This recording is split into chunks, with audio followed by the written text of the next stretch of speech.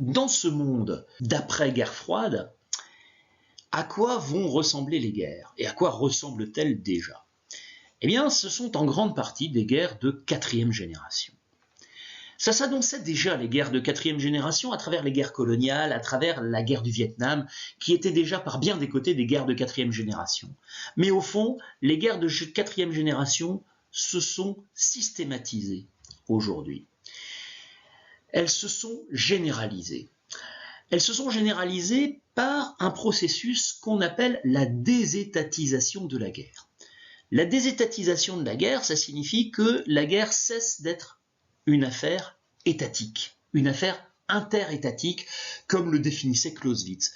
Désormais, ça existe encore, il y a encore des guerres interétatiques, mais elles sont minoritaires, elles sont marginales. Alors on a l'exemple de la guerre entre Russie et Ukraine, qui est le meilleur exemple de guerre interétatique, mais au fond, ces guerres-là sont devenues relativement marginales aujourd'hui, et la majorité des guerres sont des guerres asymétriques.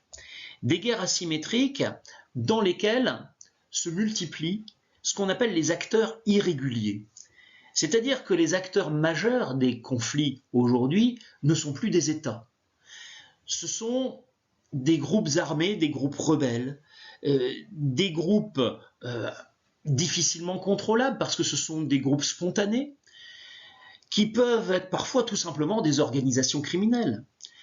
Ou ça peut être des groupes de mercenaires, comme le groupe Wagner, qu'on voit ici sur la photo de droite, et ça peut être de véritables entreprises, comme justement le groupe Wagner, qui est une entreprise, voire même parfois des entreprises tout à fait officielles, mais qui négocient avec ces groupes irréguliers, comme l'a fait l'entreprise Lafarge, par exemple, le fabricant de ciment français, la multinationale française, le groupe Lafarge, a négocié avec Daesh pour pouvoir poursuivre son activité en Syrie et pour pouvoir continuer à produire du ciment au risque de financer le terrorisme. Donc on voit ainsi proliférer des acteurs irréguliers qui profitent de l'affaiblissement des États. Les États qui ne parviennent plus à entretenir, à faire vivre l'état de droit sur leur territoire, et donc l'autorité est prise localement par des groupes rebelles, par des acteurs irréguliers qui se développent dans ce qu'on appelle des zones grises. Les zones grises, ce sont ces espaces incontrôlés, qui sont ces espaces dans lesquels les armées des pays du Nord n'osent plus s'aventurer, parce que on est là au cœur de ce que Jean-Christophe Ruffin appellerait le monde barbare. Ce sont des organisations qui ne sont pas organisées selon un commandement vertical. Ce sont des organisations avec lesquelles il est très difficile de négocier. Lorsque vous réussissez à arrêter un chef, il y a un nouveau chef qui apparaît. Lorsque vous signez un accord avec l'une de ces organisations, vous avez une scission dans cette organisation et une partie de cette organisation qui décide de continuer la lutte. C'est ce qu'on observe au sud des Philippines, par exemple sur l'île de Mindanao, où on ne cesse de signer des accords et de nouveaux groupes émergent sans cesse. Donc on ne peut pas négocier. Alors ce sont essentiellement des guerres intra-étatiques désormais, c'est-à-dire ce qu'on appelle des guerres civiles. Et lorsqu'il y a des interventions d'État, eh bien, ces États, très souvent, ce sont des États qui choisissent de s'affronter sur ce terrain, un peu comme le faisaient les États-Unis et l'URSS pendant la guerre froide, donc des États qui s'affrontent par factions interposées. C'est le cas, par exemple, au Yémen, entre l'Arabie Saoudite et l'Iran. Là, on a une sorte de guerre interétatique entre Arabie Saoudite et Iran, mais ce ne sont pas l'Arabie Saoudite et l'Iran qui s'affrontent directement, ce sont les deux factions qui s'affrontent au Yémen, entre les rebelles houtistes et l'État du Yémen, ou du moins ce qu'il en reste. Donc les États, au fond, en viennent à jouer un rôle extérieur au conflit, mais on voit de moins en moins les États réellement actifs dans des conflits interétatiques. Les enjeux des conflits de quatrième génération sont aussi des enjeux nouveaux. Ce sont des enjeux qui n'ont rien à voir avec les enjeux diplomatiques que pouvait définir Clausewitz. Au fond, ces enjeux peuvent prendre la forme de tensions interethniques. Des tensions interethniques comme on l'a constaté au Rwanda en 1994, comme on le constate aujourd'hui en Papouasie-Nouvelle-Guinée. Ce sont des tensions interethniques qui étaient préexistantes et qui dégénèrent. Ce sont des rébellions, ce sont des mouvements de protestation. Alors ça peut être des mouvements de revendication démocratique, comme on l'a vu en Syrie en 2011, notamment dans le monde kurde. Ça peut être, et ça peut se conjuguer avec des revendications séparatistes, des peuples qui souhaitent avoir leur indépendance. C'est le cas des Kurdes notamment, et c'est le cas dans de nombreux pays. Les guerres de Yougoslavie, c'était justement des tensions séparatistes. Et ça peut être des conflits qui prennent la forme de l'affirmation d'un État, un État affaibli qui souhaite s'affirmer au nom d'une revendication nationaliste, et l'État va choisir un bouc émissaire. Ça sera un groupe minoritaire, c'est le cas des Rohingyas par exemple en Birmanie, et l'État birman réaffirme son autorité en persécutant les Rohingyas par exemple. Les enjeux, ça peut être le contrôle de ressources naturelles. Et là, c'est ce qu'on voit au Congo avec les multiples mines qui sont très prospères parce qu'on en a besoin aujourd'hui pour construire nos téléphones portables ou nos voitures électriques. On a besoin de l'or, on a besoin du cobalt, on a besoin du coltan qu'on récolte au Congo. Et le contrôle de ces ressources naturelles a provoqué d'énormes tensions entre de nombreuses factions, les États intervenant plus ou moins dans la mesure de ce qu'ils parviennent à contrôler. Ça peut être des conflits liés à la piraterie, par exemple. En fait, ce sont des conflits qui sont extrêmement difficiles à régler, qui sont extrêmement difficiles à canaliser et à contrôler. Comment peut-on s'entendre sur des compromis ? Les compromis, c'est comme ça qu'on règle une guerre, c'est le fondement de la diplomatie. Ici, il n'y a pas de diplomatie qui vaille. On a des groupes qui s'affrontent, en fait, pas vraiment pour imposer leurs lois, pas vraiment pour prendre le pouvoir, mais surtout pour désorganiser et délégitimer l'État. Pour désorganiser l'État dans lequel ils se trouvent, en fait, s'ils désorganisent l'État, s'ils délégitiment l'État, ça leur permet de mieux contrôler une partie du territoire, une partie des ressources de ce territoire, une partie des trafics, ça peut être des trafics de drogue qu'il y a sur un territoire, et les groupes s'affrontent justement pour contrôler ces trafics de drogue. Donc, dans ces conflits, le contrôle et la canalisation sont extrêmement difficiles.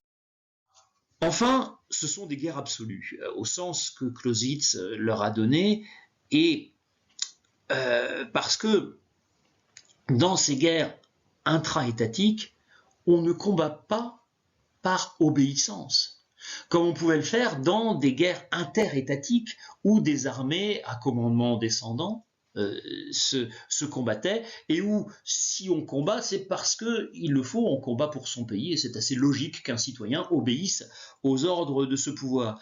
Mais dans une guerre intra-étatique, ce n'est pas cette situation-là qui prévaut. Dans une guerre intra-étatique, on combat par choix. On combat parce qu'on en a fait le choix, parce qu'on a choisi de se mobiliser, parce qu'au fond, on peut choisir son camp. Dans une guerre civile, on choisit son camp. On combat par choix ou on combat par instinct de survie aussi. Et dans les deux cas, ça génère des combats extrêmement violents parce que la motivation des combattants est maximale. Et on peut le comprendre parce qu'ils l'ont choisi ou parce que simplement ils essaient de survivre. Et puis ces combattants sont des combattants irréguliers. Des combattants irréguliers qui se mêlent à la population civile, des populations civiles qui sont rendues disponibles par la pauvreté, par l'accroissement des inégalités, par la dégradation de l'environnement, bref, par tous les problèmes qu'on constate dans de nombreux pays, par l'aggravation de la situation de nombreux pays, par la désorganisation de ces États. Vous avez beaucoup de gens qui ne peuvent plus gagner leur vie, qui ne peuvent plus faire leur travail, beaucoup de paysans qui ne peuvent plus cultiver à cause de la sécheresse, à cause donc des problèmes climatiques, à cause des ravages de la guerre, à cause de l'insécurité des routes, on ne peut plus faire de commerce, et tous ces gens qui ne peuvent plus gagner leur vie, eh bien, deviennent disponibles pour être des combattants. Ces gens-là vont avoir beaucoup de mal à revenir à la vie civile. Une fois qu'ils ont participé à une guerre, si on parvient à mettre fin à cette guerre, les bandes armées qui étaient constituées de civils qui ont été enrôlés soit de force, soit simplement parce que c'était pour eux un moyen de survie, ces bandes armées deviennent des organisations autonomes et se confondent avec une logique de brigandage. Et ces bandes armées continuent à exister au fond pour leur propre intérêt. Ces combattants étant irréguliers, ils ne respectent pas les règles de la guerre. Et ces guerres sont l'occasion d'atrocités, que ce soit les viols, l'enrôlement d'enfants soldats, le racket de populations civiles, les crimes de guerre deviennent systématiques. Et en fait, on assiste à un estompage des frontières entre guerre et paix. Estompage des frontières entre civils et militaires, estompage des frontières entre actes de guerre et actes de brigandage, estompage des frontières qui transforme les sociétés et qui nourrit le ressentiment, qui nourrit la volonté de vengeance. Ça transforme les sociétés en sociétés guerrières. Alors on n'est pas dans la même logique que dans les pays du Nord, au cœur de ce que Jean-Christophe Ruffin appelle l'Empire, toujours à mettre entre guillemets, c'est son expression. On n'est pas dans cette logique de société guerrière qui simplement se prépare à une guerre éventuelle et font de leur sécurité la priorité absolue, mais on est dans des sociétés qui sont réellement en guerre et qui s'arment pour se protéger ou parce que simplement la violence est devenue un mode de fonctionnement normal et ordinaire. Donc c'est une autre définition des sociétés guerrières, au fond. Et tout cela nourrit le ressentiment et la volonté de vengeance, évidemment parce que on peut très difficilement réparer le mal qui a été commis. Lorsqu'on est dans des guerres interétatiques, les États signent des accords et puis s'entendent sur le paiement de réparation, sur l'organisation du souvenir, l'organisation d'une politique mémorielle, essaient de réparer le mal qui a été commis. Mais lorsqu'on est dans le cadre de bandes armées, de gens miséreux qui n'ont de toute façon pas de moyens, autres que les moyens qu'ils utilisent pour s'acheter des armes, comment peut-on réussir à se réconcilier? Comment peut-on retourner à la vie civile lorsqu'on sait que le voisin qu'on aura et à côté de qui il va falloir vivre, à côté de qui il va falloir partager sa vie pour des décennies, ce voisin a commis des crimes de guerre, ou que soi-même, on en a commis contre ses enfants. Et comment va-t-on pouvoir réussir à s'entendre? C'est ce que représente Plantu sur ce petit dessin qui évoque les guerres des Balkans des années 90. Au fond, de génération en génération, on prépare la vengeance. Chaque génération a souffert et chaque génération en veut à d'autres personnes. Donc les générations qui naissent vont grandir dans la préparation de la revanche et de la vengeance. C'est la logique des guerres de quatrième génération. On en reste donc là sur cette description des guerres qui existent depuis 1945, qui sont des guerres extrêmement complexes et qui font que le modèle de Clausewitz a un peu perdu de son actualité. C'est pour ça qu'on parlait d'une deuxième mort de Clausewitz. Sa vraie mort, c'est en 1831. Et là, ça serait sa mort intellectuelle. Son modèle est très pertinent pour comprendre beaucoup de guerres. Il l'est beaucoup moins pour comprendre les guerres plus récentes. Cela dit, un exemple comme la guerre en Ukraine montre que ce modèle peut retrouver subitement une nouvelle actualité. Donc, il serait abusif de vouloir enterrer Clausewitz.